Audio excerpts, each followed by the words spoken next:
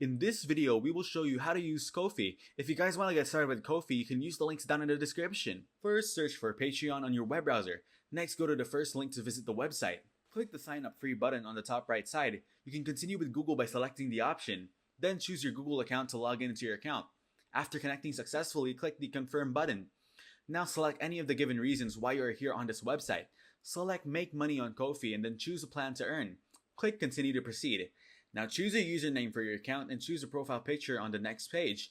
Go to the next page to select your interests from the following categories. On the other page, enter the description and bio about yourself.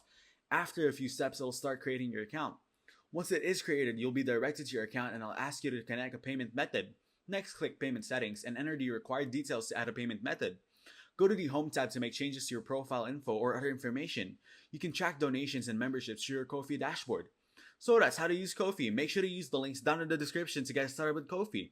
If this video was helpful, please consider leaving a like and subscribing to my channel. With that being said, I'll see you in the next video.